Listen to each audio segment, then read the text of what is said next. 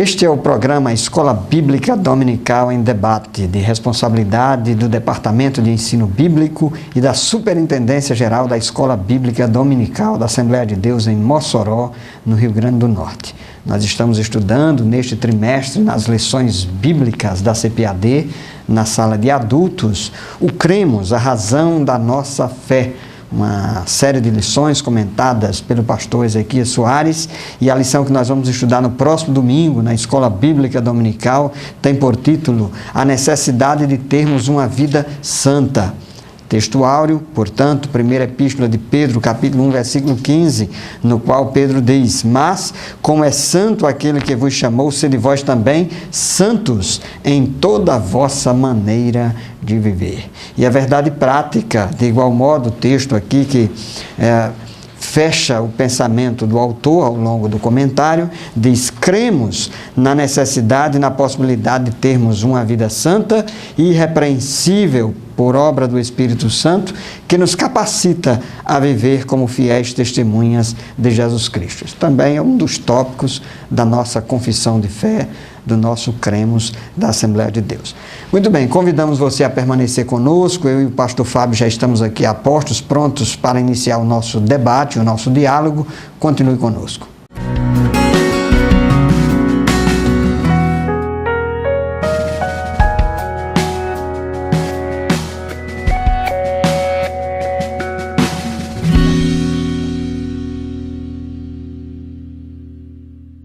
Queridos telespectadores do programa Escola Bíblica Dominical em Debate, graças a Deus por mais esta oportunidade de estarmos aqui com vocês para estudarmos mais uma lição deste trimestre da Escola Bíblica Dominical.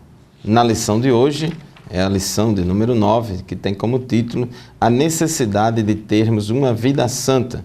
E como afirma o Cremos da Assembleia de Deus, cremos na necessidade e na possibilidade de termos uma vida santa e irrepreensível por obra do Espírito Santo, que nos capacita a viver como fiéis testemunhas de Cristo. Então, tem duas palavras-chave aqui nessa questão da verdade prática relacionadas à questão da santificação por meio da ajuda do Espírito Santo. É a necessidade e a possibilidade. E a nossa lição de hoje, ela vai abordar que é necessário, há uma necessidade de termos uma vida santa, e isso é possível, Então, no tópico 2 da nossa lição, nós vamos falar sobre, mostrar que realmente é necessário termos uma vida santa. No tópico 3, vamos falar que isso é possível, há possibilidade sim de termos uma vida santa, mas primeiro, nós vamos ter que definir os termos e definir aqui, conceituar o que é ser santo, o que é santificação e assim por diante. Como introdução da nossa lição, ainda, diz aqui o nosso comentarista: quando o pecador se arrepende e aceita a Jesus como seu Salvador pessoal, ele é justificado, regenerado, santificado e adotado na família de Deus. Então são atos que o Espírito Santo realiza na vida do recém-convertido. E nós não podemos confundir santificação com regeneração, nem com justificação, nem com adoção. A santificação, ela é distinta da regeneração, da justificação e da adoção. No caso da santificação, é o processo de santificar, de santificar-se. E nós vamos aqui ver no tópico 1 da nossa lição, definindo os termos, no subtópico 1, tópico 1.1, a santidade de Deus. E essa questão da santificação para nós cristãos, ela está baseada na santidade de Deus. E Deus, ele é santo em termos absolutos. Ninguém é mais santo do que Deus. E Deus, ele é santo por si mesmo. O caráter dele, a natureza dele é santa em caráter e essência. E a santidade é uma característica fundamental de Deus. A Bíblia diz lá em Isaías capítulo 6, versículo 3, em Apocalipse capítulo 4, versículo 8, Deus é chamado de Santo, Santo, Santo, né? Como diz o ditado, 3 vezes santo. Então essa ênfase dita aqui a respeito de Deus, Santo, Santo, Santo, é para chamar a atenção e mostrar que Deus, Ele é muito santo, Ele é santo por natureza. E a santidade de Deus, ela é singular por causa de sua majestade infinita e também em virtude de se tratar de um ser totalmente distinto e separado em pureza de todas as suas criaturas. Deus é transcendente, Ele não se confunde com a criação, Ele é distinto da criação e Ele é totalmente santo. Inclusive, a Bíblia mostra no Salmo 99, nos versículos 3 e no versículo 5, ela declara as seguintes palavras: celebrem eles o teu nome grande e tremendo, porque é santo. Então, o salmista aqui, em Salmo 99, versículo 3, diz que a gente deve celebrar o nome de Deus, né? Porque o nome de Deus é grande, tremendo e porque Ele é santo. No versículo 5 do Salmo 99 diz: exaltai ao Senhor nosso Deus e prostrai-vos ante o escabelo de seus pés, porque Ele é santo. Então, Deus é santo e não há ninguém santo como o nosso Deus.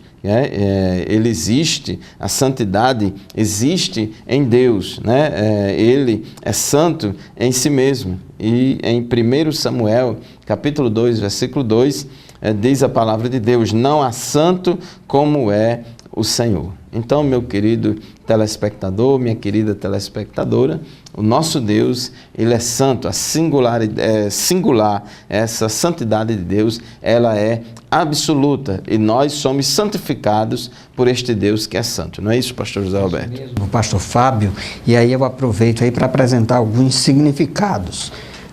Ponto 1, ponto 2 da nossa lição, o significado aí do termo santo.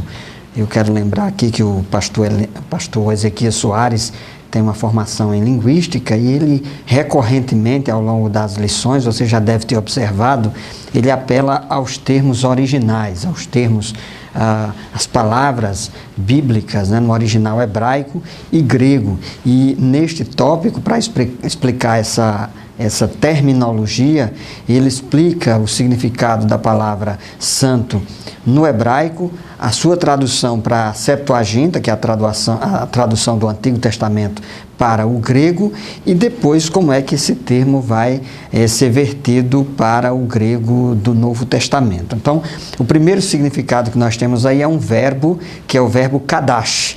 Então, esse verbo kadash significa ser santo, dedicar, consagrar. Então, essa é a expressão lá no Antigo Testamento, que é utilizada sempre que faz alguma alusão a algo que Deus separa para si. Então, aí vem o significado de santificar, separar, tendo o mesmo sentido. Isso se refere, por exemplo, a lugares, como está lá em Êxodo 3 e 5, se refere a casas e campos, que eram separados, Levítico 17, 14 e 16, utensílios e animais, que também eram separados, Levítico 8, 10 e 11, o ouro do templo, de Mateus capítulo 23, 17 e 19. Muito bem, então, ao termo, eu falei do verbo, que é o verbo kadash, e o substantivo, que é o nome, que é kadosh. Então, quando a gente escuta essa expressão, kadosh, kadosh, inclusive o pastor Fábio aí falou de santo, santo, santo, né? Kadosh, kadosh, kadosh, quer dizer, Deus é santo, santo e santo. Só que quando essa expressão santo, ela foi traduzida na Septuaginta grega, então ela foi traduzida como hagios, que é santo, e é o mesmo termo que é utilizado ao longo do Novo Testamento. No sentido de santo, os crentes são chamados de santos os crentes são chamados de santos, o nosso Deus é santo. Então a palavra no grego do Novo Testamento, só para explicar mais uma vez, o Novo Testamento foi escrito em grego, é hagios, muito embora esteja escrito com a letra H, mas esse H aí é um H sonoro, porque o que nós temos aí, tanto no hebraico quanto no grego, é uma transliteração das palavras hebraica e grega. Então, a partir daí nós entendemos que pela conceituação, ou pelo conceito dessas palavras, que o nosso Deus é um Deus santo e que exige de nós santificação. E a santificação que Ele demanda e exige de cada um de nós é que nós sejamos separados. E é justamente a respeito disto que nós vamos falar quando voltarmos no bloco seguinte. Ser santo tem a ver com exclusividade. Permaneça conosco, voltaremos em seguida.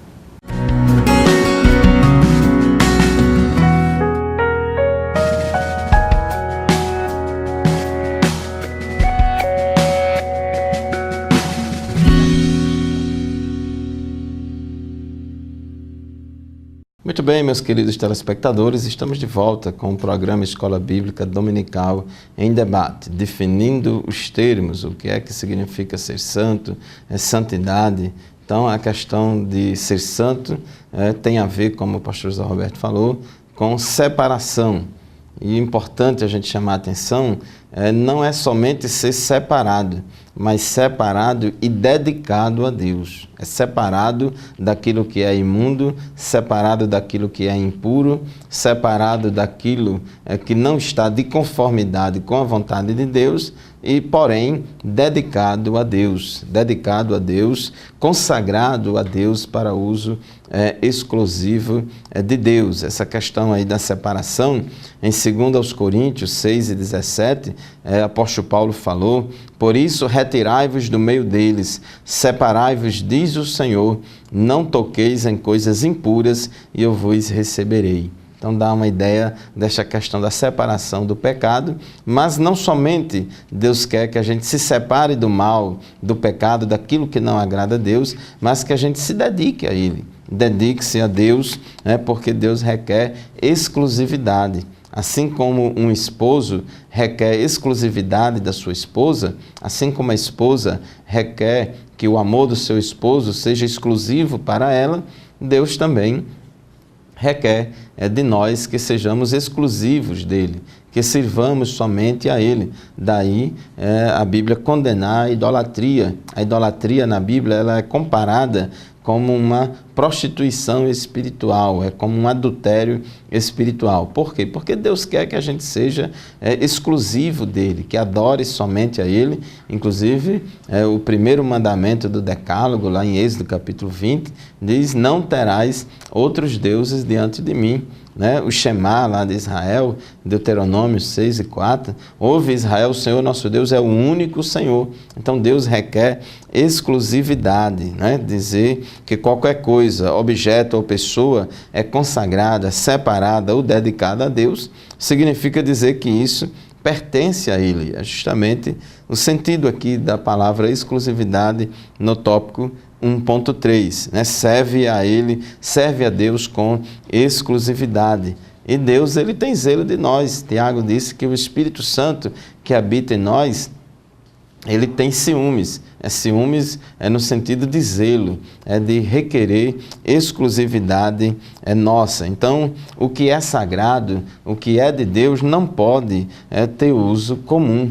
Então isso é muito importante e a gente precisa entender bem, meu querido telespectador, porque vivemos em um mundo, Jesus disse: Pai, peço não que os tires do mundo, mas que os livre do mal.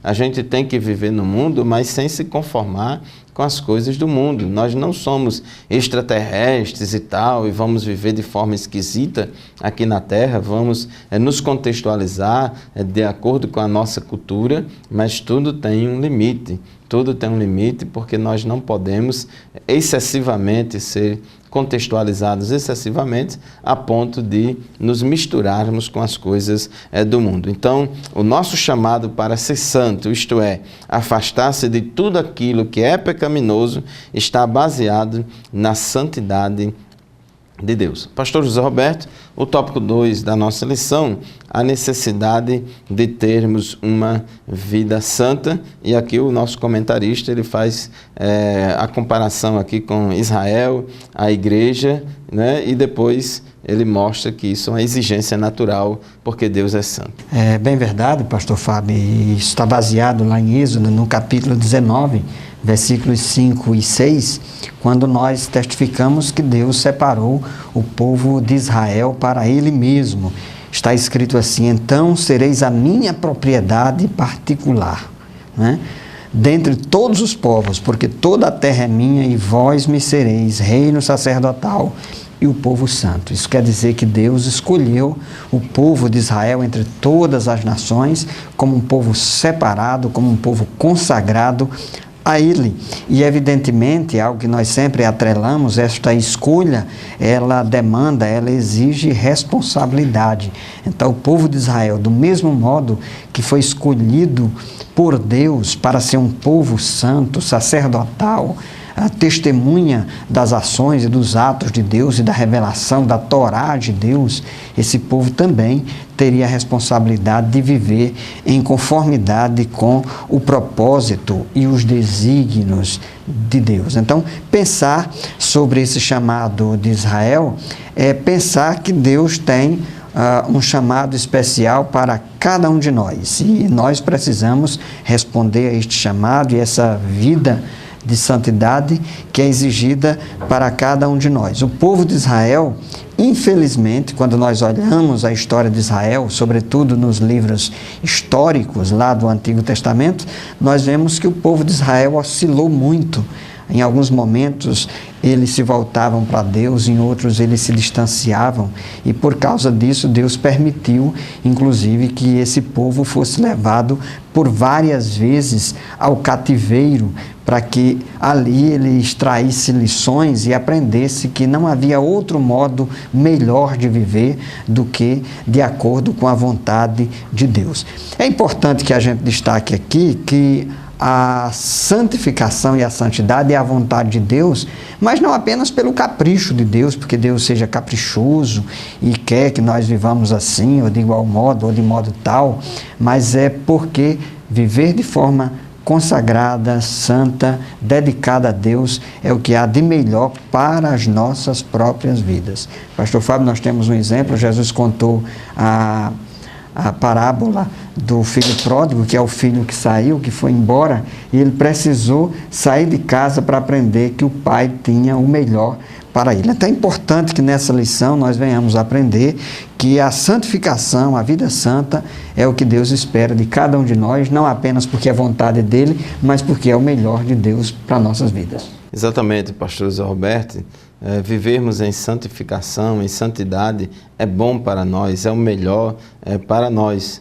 E diz aí um ditado: diga-me com quem andas, que eu te direi quem tu és. E se nós andamos com Deus e Deus é santo, uma vez que Deus é santo e nós andamos com Deus, então naturalmente vamos ser santificados por Deus e vamos viver em santificação e vamos passar a gostar daquilo que Deus gosta, vamos estar alinhados à vontade de Deus. Então, a necessidade de ter uma vida santa não era somente para Israel no Antigo Testamento, mas também para a igreja no Novo Testamento. Então, o tópico 2.2 da nossa lição mostra que esse desejo de Deus da santificação também é para a igreja. Inclusive, o apóstolo Pedro, em 1 Pedro 2:9, diz que: mas vós sois a geração eleita, o sacerdócio real, a nação santa, o povo adquirido, para que anuncieis as virtudes daquele que vos chamou das trevas para a sua maravilhosa luz. Então, nós somos chamados, a igreja de Jesus é chamada na Bíblia, de geração eleita, de sacerdócio real e de nação santa. Povo santo é povo separado e dedicado a Deus.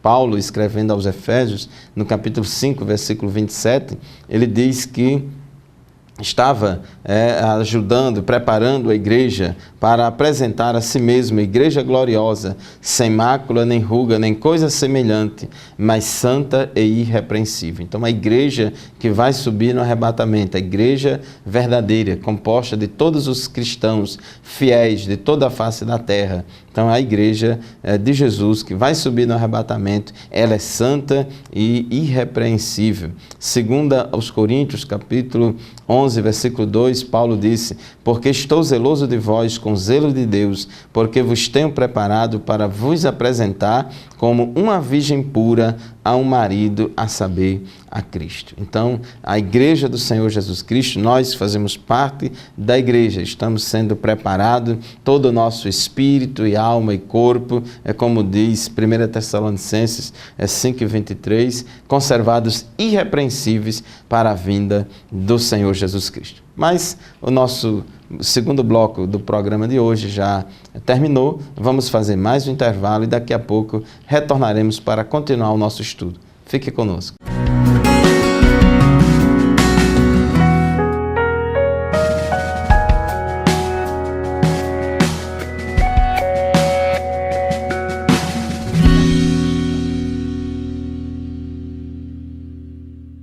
Muito bem, estamos de volta ao programa Escola Bíblica Dominical em Debate. Estamos tratando hoje, na nossa lição, a respeito da necessidade de termos uma vida santa. Nós estamos estudando aí uma série de lições com base no cremos, na nossa declaração de fé, que evidentemente está respaldada na Bíblia Sagrada, nas Sagradas Escrituras.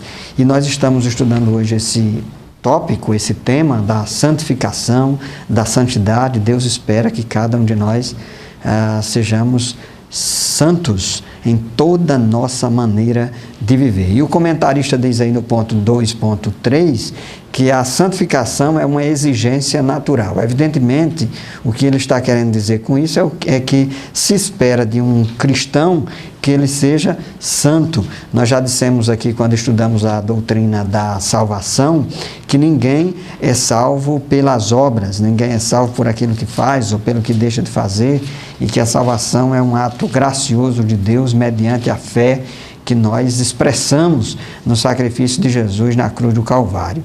No entanto, espera-se do crente que ele pratique boas obras, obras dignas de arrependimento.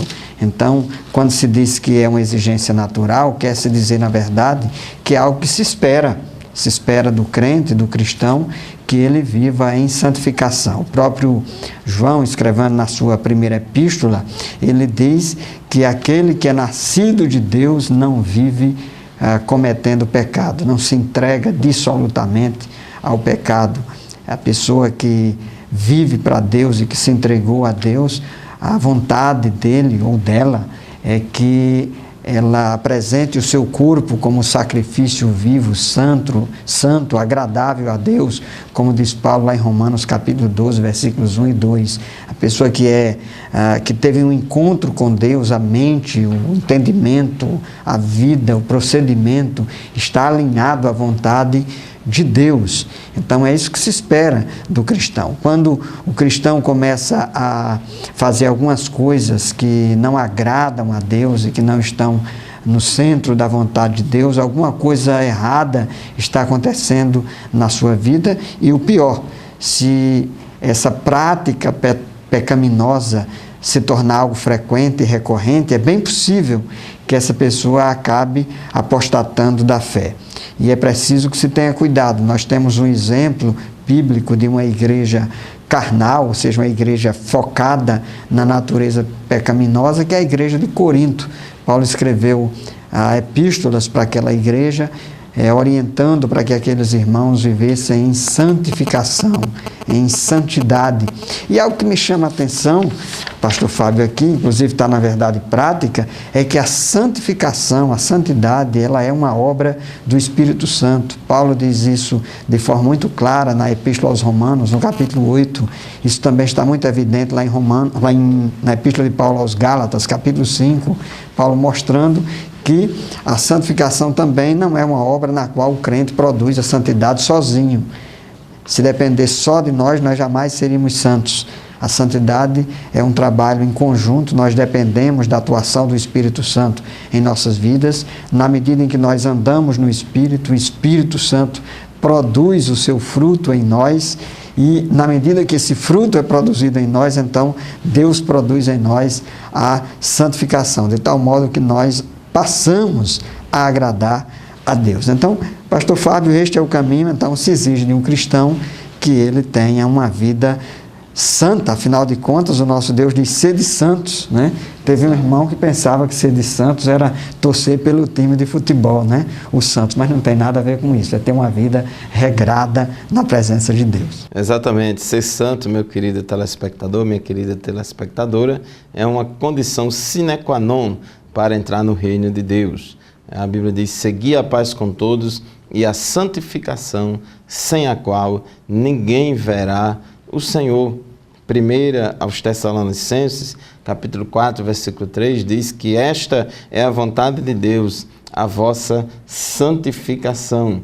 E o apóstolo Pedro, ele falou muito bem em 1 Pedro, capítulo 1, versículos 14 e 15, inclusive citando lá Levítico, a palavra que diz, é uma ordem, é um imperativo de Deus para todos nós: sede santos, porque eu, o Senhor, sou santo. Para o crente, para o homem ser salvo, ele precisa apenas arrepender-se dos seus pecados e crer no sacrifício do Senhor Jesus Cristo. Obra não salva ninguém, mas uma vez ele sendo salvo, mediante a graça, por meio da fé, ele vai produzir frutos dignos de arrependimento. E aí a gente já vai entrar no tópico 3 da nossa lição, sobre a questão da possibilidade de termos uma vida santa. Então nós já aprendemos no tópico 2 que é necessário, há uma necessidade de vivermos uma vida santa. Mas como entender sobre essa questão da santificação? Porque eu posso dizer: eu fui santo, eu sou santo, eu serei santo. Então a gente pode ver essa questão da santificação em 3 tempos: passado, presente e futuro. Então a santificação no aspecto aí passado fala da santificação posicional. A santificação, a abordagem da santificação no aspecto presente fala do processo progressivo de santificação que o Espírito de Deus está operando na nossa vida. E também, quando falamos no tempo futuro da santificação, estamos falando sobre a glorificação, e é o que nós vamos estudar nesse tópico 3. Em primeiro lugar, com relação à santificação posicional, a gente vê, por exemplo, que Paulo, escrevendo aos Romanos, no capítulo 1, no versículo 7 de Romanos, ele chama os irmãos lá da igreja de Roma de santos, eles chamados santos. Quando ele escreve aos Coríntios, 1 aos Coríntios, capítulo 1, versículo 2, ele chama os irmãos de Corinto de santificados em Cristo Jesus. Interessante que quando, aqui no capítulo 3, Paulo chama os irmãos lá de Corinto de carnais, porque havia contendas, grupinhos entre eles e tantos outros problemas e tantas outras falhas. Mas aqui no versículo 2, Paulo chama aquela igreja, os irmãos de Corinto, de santificados em Cristo Jesus. Então, quando ele fala isso, ele está se referindo à santificação posicional. Quando a pessoa aceita a Cristo como Salvador, ele muda a sua relação com Deus. O homem, antes de crer em Jesus, ele está morto em seus delitos e pecados, longe de Deus, separado de Deus, afastado de Deus. Mas quando ele aceita Jesus como Salvador, então ele é declarado santo. Agora ele foi separado para uso exclusivo do Senhor. E esta santificação posicional, ela é instantânea, mas também é o começo de uma vida progressiva de santificação. Todos nós, salvos em Jesus, somos santos, e é assim que somos reconhecidos no Novo Testamento, conforme Atos capítulo 9, versículos 13 e 32 e 41. E aqui, pastor Zé Roberto, é importante esclarecer para os nossos telespectadores que quando a gente diz que o crente é santo, não significa que o crente é perfeito, porque a santidade absoluta, inerrante, perfeita, só Deus, só Cristo foi o homem perfeito. Todos os demais homens da face da terra são falhos, tiveram suas falhas e nós temos as nossas falhas. Então, quando a Bíblia fala de conduta irrepreensível, meu querido telespectador, não significa que ele é infalível, que é imune a errar, não. Significa que ele está separado, do mundo, está vivendo na presença de Deus, mas ainda somos sujeitos a falhas. É isso mesmo, pastor Fábio. Inclusive, nós geralmente fazemos uma correlação no aspecto da salvação, apontando para o passado, presente e futuro. Nós dizemos que fomos salvos e assim nós já fomos declarados santos no ato da regeneração. Nós estudamos aqui, quando nós cremos em Jesus, nós somos declarados santos. Nós estamos num processo de santificação. Então, aí onde vai entrar a santificação posicional, ou melhor, progressiva, e nós, por fim, podemos dizer que seremos salvos no ato da glorificação, quando aquilo que é corruptível se revestirá da incorruptibilidade. Muito bem, nós vamos para mais um intervalo, um bloco que estamos encerrando, voltaremos logo em seguida e vamos falar ainda um pouco mais sobre a santificação progressiva, a santificação futura e responder uma pergunta importante. O pastor Fábio aqui já, de certo modo, já provocou, né? É possível ser santo? Continue conosco.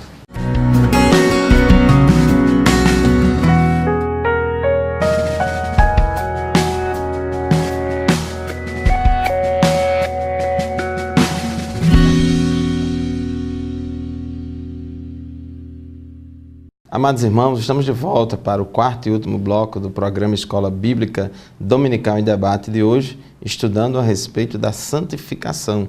E já vimos no bloco anterior que é possível a gente ser santo e falamos da santificação em 3 tempos, passado, presente e futuro. No tempo passado, podemos dizer, eu fui santo, porque quando a gente aceita Jesus como Salvador, a gente é declarado santo, é a santificação posicional. Estamos agora numa nova posição de relacionamento do homem com Deus. Agora nós somos filhos de Deus por adoção e fomos regenerados. E o Espírito de Deus habita em nós e com isso nos habilita a entrarmos no processo de santificação progressiva. O comentarista diz aqui no tópico 3.2, ele denomina aqui de santificação real. Eu particularmente não acho uma boa ideia essa palavra real, ela não descreve bem o termo, porque dá uma ideia implícita de que existiria uma santificação que não é real. Mas a santificação progressiva, ela é real, ela é presente, e ela acontece de uma forma que é um processo contínuo na vida do crente. É como disse Provérbios, capítulo 4, versículo 2, que o caminho do justo é como a luz da aurora, que vai brilhando mais e mais até ser dia perfeito. Então vai brilhando mais e mais, o caminho do justo é como a luz da aurora.